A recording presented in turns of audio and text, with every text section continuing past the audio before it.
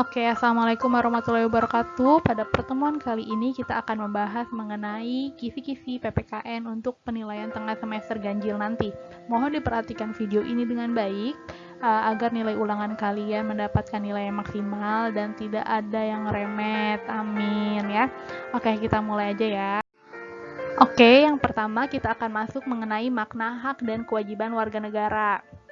Nah, kewajiban adalah segala sesuatu yang harus dilaksanakan, sedangkan hak merupakan sesuatu hal yang didapat. Jadi, kita bisa lihat keterkaitan ya antara kewajiban dan hak, yaitu ketika kita melaksanakan kewajiban, maka kita akan mendapatkan hak kita.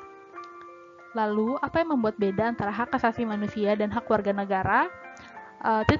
Pembedanya yang pertama adalah secara titik beratnya. Jika di hak asasi manusia, kita akan menitik beratkan bahwa manusia sebagai makhluk Tuhan. Sedangkan untuk hak warga negara, kita menitik beratkan sebagai manusia dalam kedudukannya sebagai warga negara.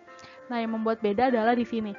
Ciri-ciri HAM dia bersifat hakiki, universal, dan tidak dapat dibagi dan tidak dapat dicabut.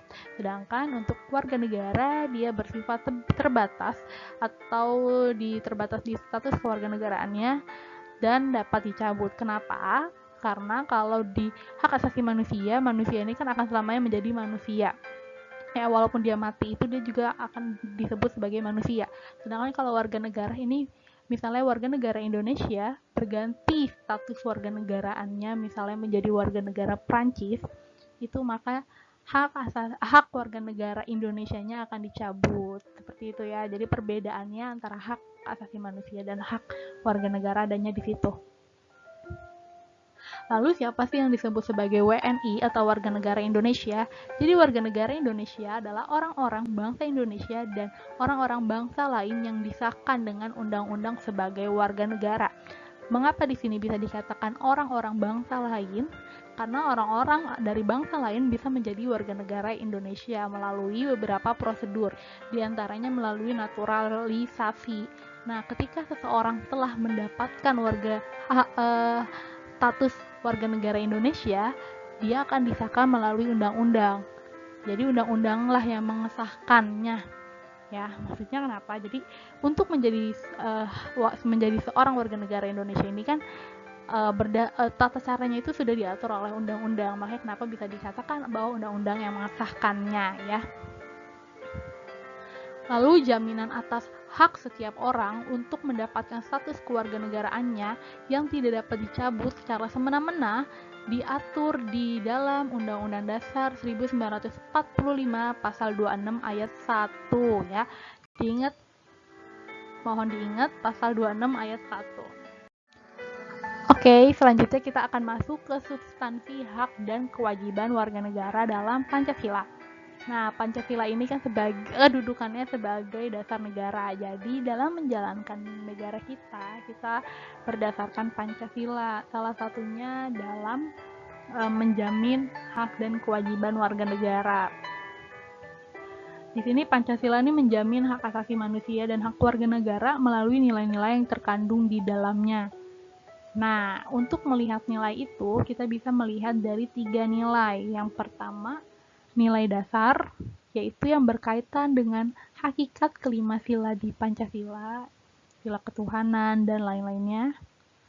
Lalu nilai instrumental, atau penjabaran nilai-nilai yang berbentuk ketentuan-ketentuan konstitusional mulai dari Undang-Undang Dasar sampai peraturan daerah. Nah, maksudnya gimana? Mulai dari Undang-Undang Dasar sampai peraturan daerah. Nah, waktu itu saya sudah suruh kalian mencatat ya di Undang-Undang Nomor 12 tahun 2011 tentang hierarki perundang-undangan. Jadi yang paling atas ada Undang-Undang Dasar, di bawahnya ada ketentuan, ada tab MPR, lalu di bawahnya ada undang-undang dan lain-lainnya sampai bawah. Itu diperhatikan. Jadi penjabarannya itu melalui peraturan tersebut. Lalu ada nilai praktis, yaitu nilai yang merupakan realisasi dari ketentuan-ketentuan yang termuat dalam peraturan perundang-undangan yang terwujud dalam sikap dan tindakan sehari-hari. Nah, jadi misalnya kita bisa lihat keterkaitan ini, contohnya seperti ini. Kita ambil salah satu sila, yaitu sila ketuhanan yang Maha Esa. Nah, sila ketuhanan yang Maha Esa ini merupakan nilai dasar. Jadi nilai dasarnya di sila ke-1 adalah ketuhanan. Nah, ketuhanan ini dijamin melalui undang-undang, karena kita apa? Kita kan sebagai negara hukum, jadi harus berdasarkan hukum, ya. Nah, sila ketuhanan ini contohnya diatur di dalam Undang-Undang Dasar, yaitu setiap orang bebas memeluk agama yang diyakininya. Nah, setelah itu kan dinilai instrumentalnya ya. Nah, nilai itu akan dilihat nih, bagaimana cara kita untuk menjalankan kehidupan ketuhanan kita dalam tindakan sehari-hari. Nah, itu adalah nilai praktis. Jadi keterkaitannya seperti itu antara 3 nilai.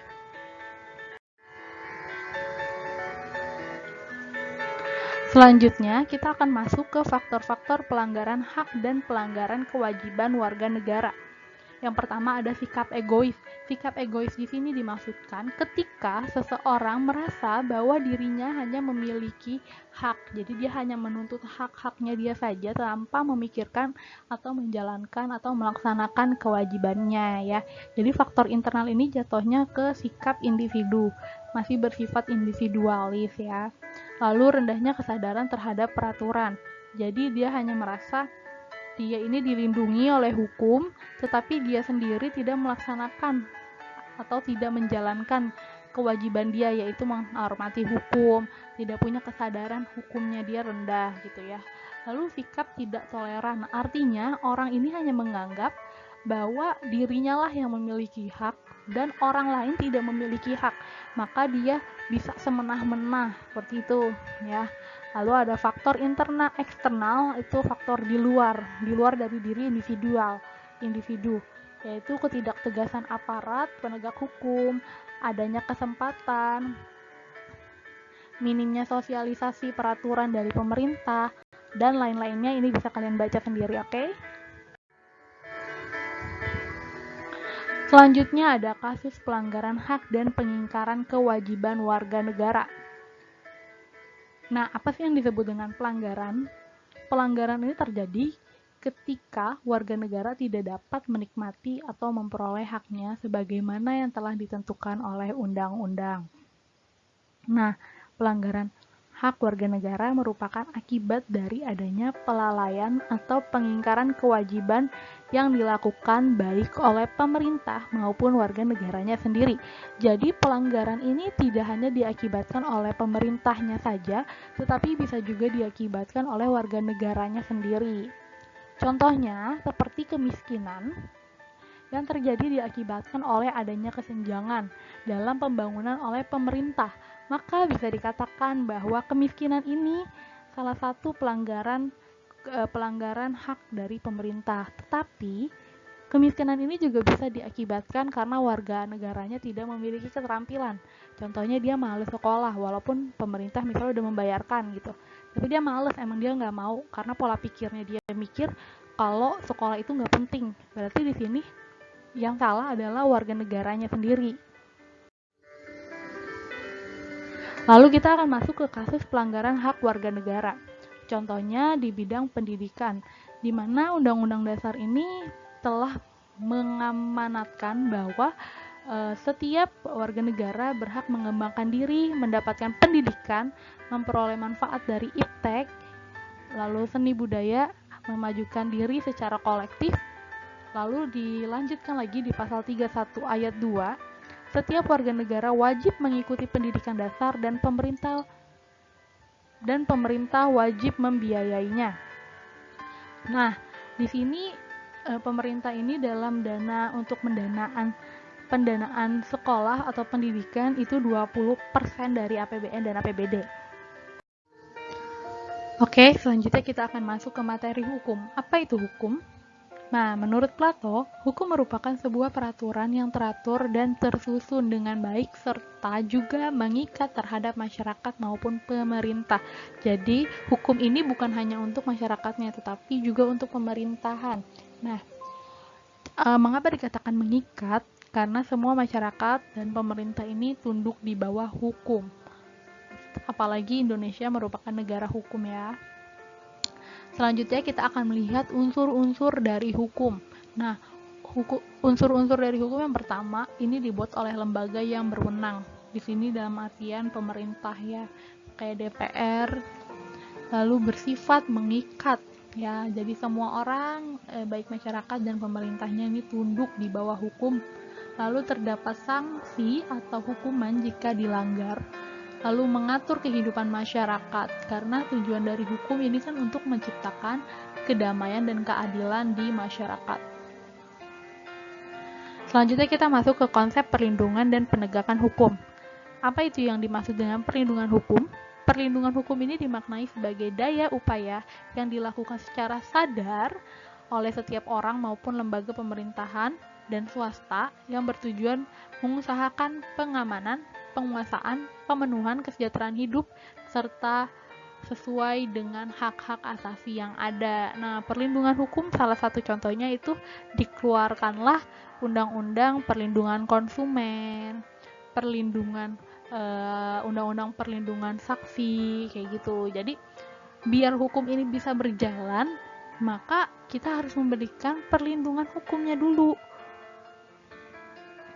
Lalu perlindungan hukum ini juga tidak bisa dilepas atau tidak bisa berjalan tanpa adanya penegakan hukum. Karena penegakan hukum merupakan syarat terwujudnya perlindungan hukum. Nah, penegakan hukum itu bisa berupa apa? Berupa contohnya pemberian sanksi, seperti itu ya. Kita lihat selanjutnya. Kita akan melihat hakikat perlindungan dan penegakan hukum. Kita akan lihat pentingnya perlindungan dan penegakan hukum. Yang pertama, tegaknya supremasi hukum. Apa yang disebut dengan supremasi hukum? Supremasi hukum mempunyai di sini di supremasi hukum ini mempunyai kekuasaan yang mutlak. Tegaknya supremasi hukum tidak akan terwujud apabila peraturan-peraturan yang berlaku tidak ditegakkan baik oleh masyarakat maupun aparat penegak hukum. Jadi penegakan hukum ini sangat penting ya untuk mencapai supremasi hukum atau kekuasaan hukum yang mutlak. Lalu ada tegaknya keadilan. Tegaknya keadilan adalah setiap warga negara dapat menikmati haknya dan melaksanakan kewajibannya yang merupakan wujud dari keadilan tersebut. Hal ini dapat terwujud apabila aturan-aturan ditegakkan. Jadi kita bisa mendapatkan keadilan ketika hukum ini kita tegakkan atau kita lakukan. Kenapa? Hukum itu sebenarnya hanyalah kata-kata.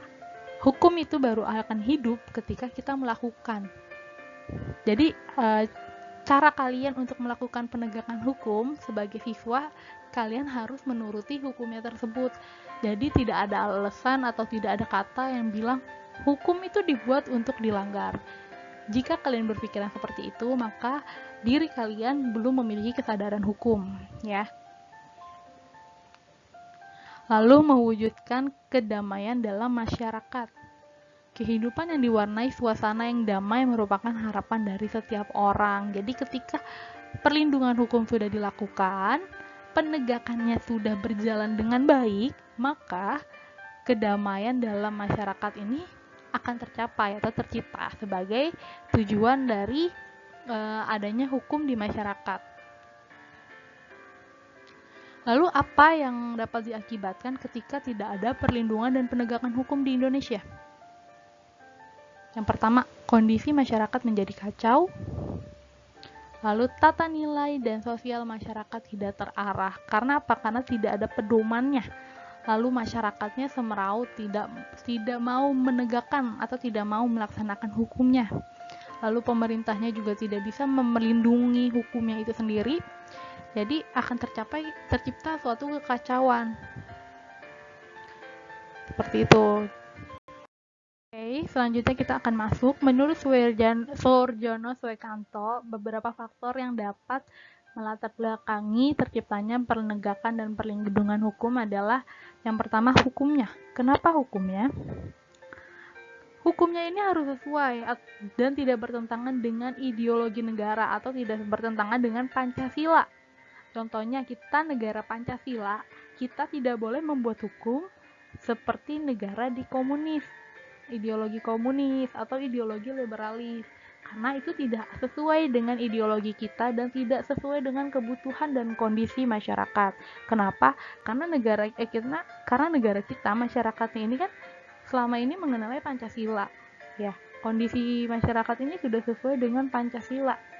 Tapi ketika nanti dibuat suatu hukum yang malah berciri khas ideologi komunis misalnya, maka akan terjadi kekacauan di masyarakat sendiri, bahkan terjadi penolakan seperti itu. Lalu penegakan hukum. Nah, penegakan hukum di sini artinya pihak-pihak yang secara langsung terlibat dalam bidang penegakan hukum. Contohnya polisi yang menangkap, yang mencari bukti, lalu jaksa yang menuntut, lalu lembaga kehakiman yang mengadili, kayak gitu. Jadi itu pihak-pihak yang menegakkan hukum, yang secara langsung terlibat dalam bidang penegakan hukum. Selanjutnya masyarakatnya. Warga masyarakatnya ini harus mengetahui dan memahami hukum yang berlaku. Jadi masyarakat ini bagaimana dia mau melaksanakan hukum, melaksanakan atau tunduk terhadap hukum jika dia tuh nggak tahu atau nggak memahami hukum itu sendiri. Dan ketika dia sudah tahu, dia paham, maka dia harus menaati hukum itu yang berlaku dengan kesadaran yang tinggi, karena itu suatu hal yang sangat penting. Lalu sarana dan fasilitas mencakup tenaga manusia yang terdidik dan terampil, organisasi yang baik, peralatan yang memadai, dan keuangan yang cukup. Contohnya apa? Contohnya di sini seperti lapas ya, kayak rumah tahanan atau rutan. Itu tuh harus bisa menjamin penegakan hukumnya. Contohnya, walaupun dia bersalah, seseorang yang dinyatakan bersalah, dia masuk ke dalam penjara, itu sebenarnya tidak boleh dia perlakukan dengan semena-mena. Dia harus mendapatkan hak-haknya juga sebagai manusia. Contohnya mendapatkan lapas yang baik, tidak over kapasitas. Nah, seperti itu. Jadi kalau sarana dan fasilitas itu harus diciptakan dengan baik.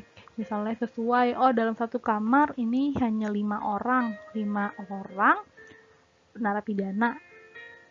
Tetapi jika nanti diisi oleh 50 orang, maka itu bisa dikatakan dalam penegakan hukum fasilitas yang dimiliki di Indonesia belum baik. Lalu kebudayaan, yaitu sebagai hasil karya, cipta, dan rasa yang didasarkan pada karsa manusia di dalam pergaulan hidup.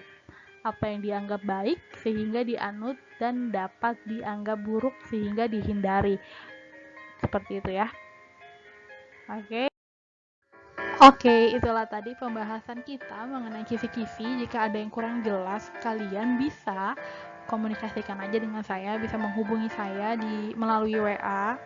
Oke, Ibu harap kalian senantiasa diberi kesehatan, selalu patuhi protokol kesehatan. Wassalamualaikum warahmatullahi wabarakatuh. Soalnya ada 35, jangan sampai ada yang remet ya. Terima kasih, bye-bye.